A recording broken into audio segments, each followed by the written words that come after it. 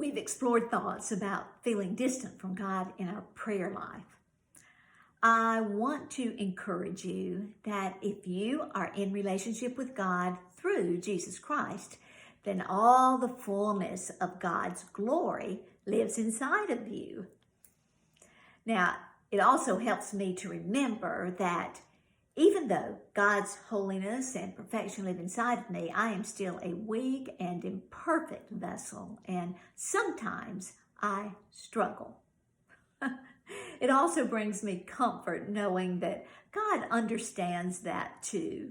In Psalm 103:14, we read that God knows our mortal frame and He remembers that we are merely dust. Now, Paul reminds us in Ephesians 6 that our real struggle is not against flesh and blood and earthly things, but against the supernatural evil forces in the heavenly realms. You see, it is those forces who are seeking to disrupt our peace and shatter our emotions, and I have to admit, sometimes quite successfully. Consider how distractions, even good ones, can suck you into an emotional and mental vortex. And before you know it, God's peace is nowhere in sight. You are right in the middle of those circumstances swirling around in the chaos. Personal example. My boys and their families are both moving this week. This mama's heartbeat is all over them. I prayed for them. I've constantly been thinking about them and how they are responding with their moves physically and emotionally. Now, I've come to realize that being so consumed with thoughts of them has left me little room to focus on God's peace.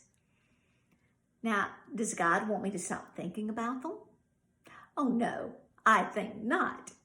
But He does want me to realize what's happening and to realize how I've allowed my emotions and my concerns to kind of go haywire.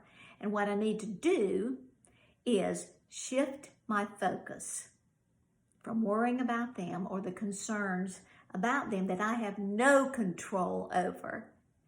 Shift it right into the heart of my Heavenly Father, who loves them more than I do and who has promised to take care of them.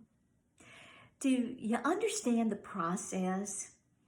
Whatever distraction or disturbance is keeping you unsettled and perhaps distant from God, realize what is happening in the supernatural world and in your own flesh, and deliberately shift your focus from that chaos into the heart of God, who is total peace and who is in control of it all. You can always talk to God about your feelings. You know, He gets us. He made us. He understands us. And He is so faithful to restore His peace in our hearts and our minds when we turn to Him.